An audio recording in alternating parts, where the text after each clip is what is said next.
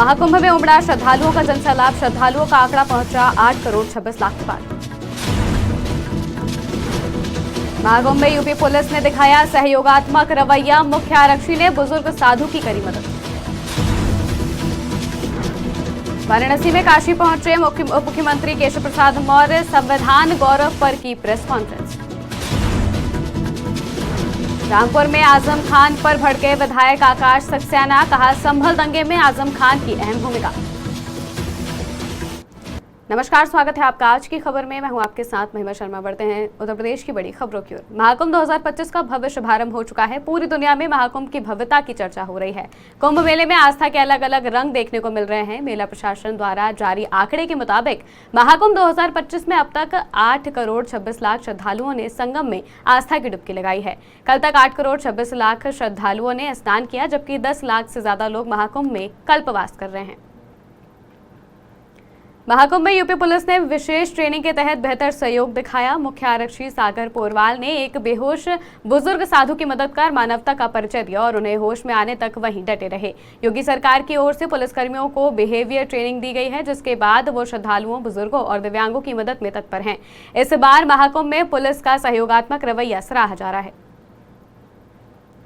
मेरा संविधान मेरा स्वाभिमान गोष्ठी में शामिल होने डिप्टी सीएम केशव प्रसाद मौर्य काशी पहुंचे, जहां उन्होंने सर्किट हाउस में भाजपा कार्यकर्ताओं व पदाधिकारियों से मुलाकात की। इस दौरान उन्होंने कांग्रेस पर संविधान विरोधी और देश विरोधी ताकतों से हाथ मिलाने का आरोप लगाया। मौर्य ने कहा कि पीएम मोदी के नेतृत्व में बाबा भीमराव अंबेडकर के अधूरे सपनों को पूरा किया जा रहा है। उन्होंने अखिलेश यादव पर महाकुंभ की सफलता से जलन होने का भी आरोप लगाया। भारतीय जनता पार्टी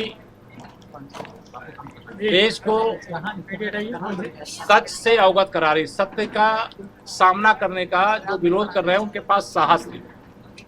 चाहे वह कश्मीर फाइल्स का मामला हो, चाहे इमरजेंसी फिल्म का मामला हो, चाहे गोधरा से जुड़ी हुई गुजरात फाइल्स का मामला हो, ये जितनी भी फिल्में आ रही, क्योंकि लोगों का आकर्षण कई बार फिल्मों से होता है, उसके माध्यम से बहुत प्रचार प्रसार होता है। लेकिन हम यह बात जो आज कह रहे हैं, जो फिल्मों के माध्यम से लोग देख रहे हैं, यह बात हम तब भी कहते थे जब हमारे संसद सदन में एक भी सदस्य नहीं थे, तब भी, जब केवल 2 सदस्य थे तब भी, जब हमारी आज देश और प्रदेश में सरकार है तब भी। कांग्रेस बाबा साहब भीमराव अंबेडकर की दुश्मन पार्टी है। उनको चुनाव में हराने का एक बार नहीं अनेक बार पाप किया है। बाबा साहब भीमराव अंबेडकर जब चुनाव लड़ रहे थे, उनके खिलाफ प्रचार करने के लिए स्वयं पंडित जवाहरलाल नेहरू जी गए थे। वो संसद के अंदर न पहुंच पाए, संविधान सभा तक में आने से उनको रोकने का अपराध किया गया था। वो तो पश्चिम बंगाल के कोटे से संविधान सभा में आए और अध्यक्ष बने और उन्होंने देश को ऐसा संविधान दिया जो दुनिया में एक उदाहरण है। उस संविधान के आधार पर देश के सभी नागरिकों को, जो लोकतंत्र की सबसे बड़ी ताकत होती है, मताधिकार का अधिकार। समाजवादी पार्टी के वरिष्ठ नेता आजम खान भले ही सीतापुर जेल में बंद हों, लेकिन अभी भी उनकी मुश्किलें कम होने का नाम नहीं ले रही हैं। अब रामपुर में भाजपा विधायक आकाश सक्सेना ने उन पर गंभीर आरोप लगाए हैं। आजम खान के कट्टर विरोधी रहे आकाश सक्सेना ने कहा कि संभल के दंगे हो या फिर मुजफ्फरनगर के दंगे, इसे कराने से लेकर आरोपियों को छुड़ाने में आजम खान की अहम भूमिका रही है। देखिए, संभल के जो दंगे हैं उसकी वाकई बहुत बारीकी से उसकी जांच की ज़रूरत है। 1978 के जो दंगे थे, अगर हम उसकी बात करें तो 1993 में समाजवादी पार्टी की सरकार बनने के बाद दिसंबर में सरकार बनती है और 23 दिसंबर को एक शासन से ही पत्र जारी होता है और उस पत्र में जो 78 में जो दंगे हुए थे उसके आरोपियों के 8 मुकदमों को वो वापस लिया जाता है। तो सीधा सा मेरा सवाल ये है कि आजम खान ने ही उन दंगों में महत्वपूर्ण भूमिका निभाई थी और समाजवादी पार्टी की सरकार बनते ही सबसे पहले कैबिनेट की मीटिंग में इस प्रस्ताव को उन्होंने लाया था कि दंगों के जो 8 महत्वपूर्ण जो मुकदमे थे उनको सरकार के द्वारा वापस लिया जाए, और उन्होंने ऐसा किया। उसके बाद से वो सारी फाइलें वो गायब हैं।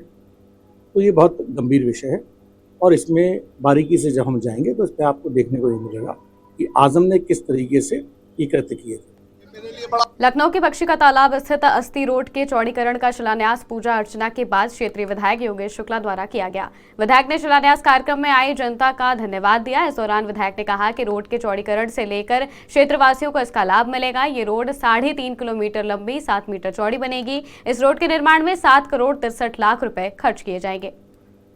मेरे लिए बड़ा महत्वपूर्ण घड़ी है ये, और इस सड़क की मांग लंबे समय से चल रही है, चौड़ीकरण की और सुदृढ़ीकरण की, लेकिन चलो थोड़ा समय लगा, लेकिन आज इस सड़क का निर्माण शुरुआत हो गई है। निश्चित तौर पे ये महत्वपूर्ण हम लोगों के लिए बड़ा शुभ अवसर है, और इस सड़क के निर्माण से क्षेत्र में असीमित सुविधाओं का भंडार खुलेगा। बनने का सबसे बड़ा लाभ तो यहाँ के जो स्कूल रोड, जिसको हम कहेंगे स्कूल के लिए, तमाम सारे स्कूल इसी रोड पर हैं और बच्चों को बहुत फायदा होगा। बच्चे जो सड़क पर साइकिल चलाते हुए डरते थे कि एक्सीडेंट, 2-3 लड़कियों का एक्सीडेंट बच्चों का हो गया जो ऑन स्पॉट खत्म हो गया। वो बच्चे अब साइकिल स्कूलों में नहीं आते हैं, सब बहुत कम आ रहे हैं, जो बड़े लोग आते हैं नहीं आते, कम से कम वो साइकिल चलाना फिर से करेंगे। बनने महाकुंभ मेले के दौरान मिर्जापुर के माता विंध्यवासिनी धाम में भक्तों की संख्या में वृद्धि हुई है। मौनी अमावस्या पर होने वाली भीड़ को देखते हुए जिला प्रशासन सतर्क है। प्रशासन ने विंध्याचल धाम के साथ साथ रेलवे और बस स्टैंड पर सघन चेकिंग अभियान चलाया और संदिग्ध लोगों की तलाशी ली गई। मामले की जानकारी देते हुए सीओ सिटी ने बताया कि धाम में आने वाले भक्तों की सुरक्षा के लिए मुकम्मल इंतजाम किए गए हैं। देखिए, आज एसएसपी मिर्जापुर सर के निर्देशन में थाना विंध्याचल की टीम, हमारी एएसटेक की टीम और विंध्याचल धाम प्रभारी उनकी टीम द्वारा जो है सभी स्थानों पर चेकिंग अभियान चलाया जा रहा है। इसमें जो भी संदिग्ध वाहन या इधर उधर जो खड़े हैं उनकी चेकिंग की जा रही है, तथा जो रेलवे स्टेशन है, बस अड्डे हैं या ऐसे भी संवेदनशील स्थान है उनकी चेकिंग की जा रही है। और इसके सुरक्षा के दृष्टिगत हम लोगों ने पुख्ता इंतजाम किए हुए हैं। और मौनी अमावस्या जो आ रही है, जिसमें हमारे यहाँ भी जो है श्रद्धालुओं की भारी भीड़ आने वाली है, उसके भी इंतजाम हमने किए हैं।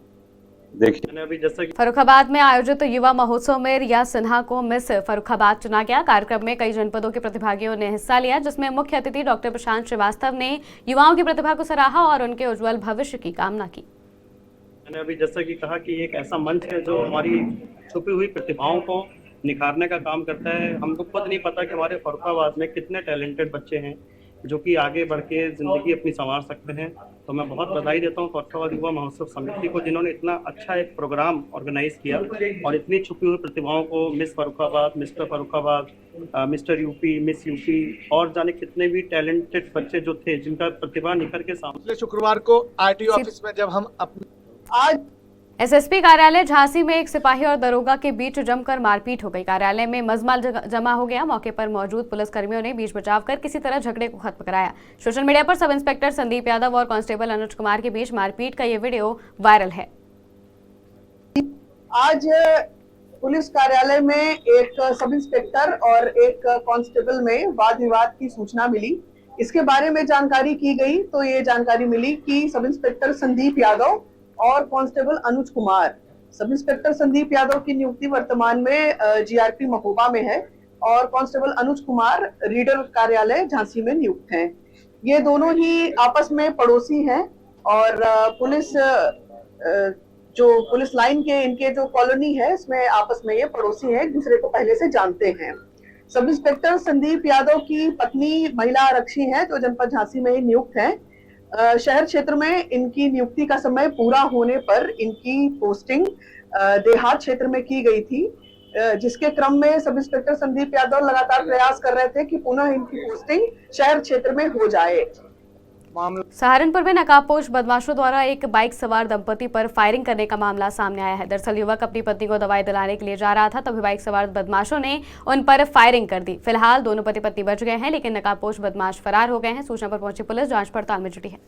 मामला तो ये हुआ है जी, मैं अपनी वाइफ को लेके शामली के लिए दवाई लेने के लिए गया, तो ये कल्लरपुर का यहाँ पे पहुंचा तो कल्लरपुर के पुल के पास में 200 मीटर की दूरी पे 2 आदमी पहले से ऑलरेडी खड़े हुए थे। एक ने कट्टे से हवाई फायर की और दूसरा है राइफल। तो मैंने इस चक्कर में बाइक छोड़ दी, मेरी वाइफ नीचे गिर चुकी थी। उसके एक आदमी ने पकड़ के थप्पड़ मारे और दूसरा बोलने लगा, भाई ऐसा है, इसका मुंह दिखाओ। मैं उसको छुटाने के लिए गया तो उन्होंने मेरा ये राइफल की बट मारी। राइफल की बट मारने के बाद में मुंह बनियान के अंतर्गत जो सलेमपुर गांव पड़ता है, वहां से पुलिस को सूचना प्राप्त हुई कि एक पति पत्नी मोटरसाइकिल पर जा रहे थे और उनके ऊपर पीछे से एक मोटरसाइकिल आया जिसपे 2 युवक सवार थे। उन्होंने उनके ऊपर गोली चलाई और जब गोली चलाने के बाद वो रुके, उनके साथ मारपीट भी करी और उसके बाद वो भाग गए। इस बारे में जो है जो ये पति पत्नी है, उन्होंने जो पति है उन्होंने पुलिस को सूचना। सहारनपुर थाना कुतुबशेर क्षेत्र आरपीएफ माल गोदाम के पास संदिग्ध परिस्थितियों में एक अज्ञात युवक का शव मिला। शव मिलने से इलाके में हड़कंप मच गया। मौके पर पहुंची स्थानीय पुलिस ने शव को कब्जे में लेकर मोर्चरी भेजा और जांच शुरू कर दी। थाना कुतुबशेर के अंतर्गत जो आरपीएफ पुलिस स्टेशन के सामने जो है खंडर जैसा है, जहाँ पर एक अज्ञात शव बरामद हुआ है। अभी इस शव की जो शिनाख्त नहीं हो पाई है।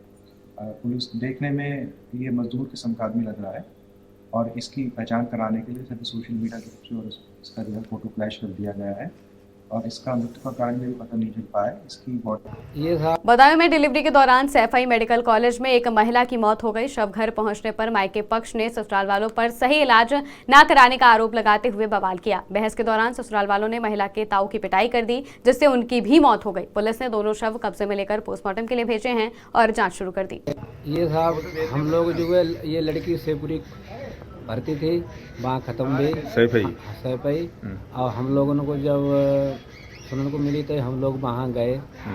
मैं अपने भाई से मना करते रहे, भाई तुम मत चलो, बड़े थे, लेकिन उन्होंने नहीं हम डली देखने चले। फिर वहाँ गए तो हमारा बड़ा लड़का कुलदीप पे ये सब भाई लिपिट पर।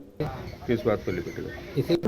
बदायूं के सहसवान क्षेत्र के हमूपुर चमरपुरा गांव में दबंगों ने एक मकान की बुनियाद उखाड़ फेंकी। पीड़ित ने संपूर्ण समाधान दिवस में शिकायत देकर न्याय की गुहार लगाई है। दबंगों पर लाठी डंडे लेकर धमकाने और घटना का वीडियो सामने आने का आरोप है। जमीन ली हमने अजहर से जमीन ली, उन्होंने कह दी तुम जाकर बनाओ और कुछ भी न होना है। हम गए जमीन बनाने को, उन्होंने वो प्रधान बाप आ गए उनके, उन्होंने अद्दाबाजी शुरू करी, गाली गुप्तारी भी बकी। साथ में जो मिस्त्री मेहनती है सबको फैल परे मारने को, सब औजार भी ले गए। मैंने सारे तरीके के लड़के आए और प्रधान भी आए, उन्होंने दमकदीरी दिखाई और क्या नाम है ईंटें उखड़ के नी फेंक दी। तो ये कौन सा है माई के लाल आया यहाँ पर, कौन सा लगाएगा? कोई सुनवाई नहीं दे रही पुलिस भी। सबने सब डीएम के पास गया, सीओ साहब के पास गया, इंस्पेक्टर के पास भी गया, कोई भी मेरी सुनवाई नहीं दे रहा। ये जमीन ली है मैंने। उत्तर प्रदेश की खबरों में फिलहाल इतना ही। देश और दुनिया की तमाम खबरों के लिए देखते रहिए आज की खबर।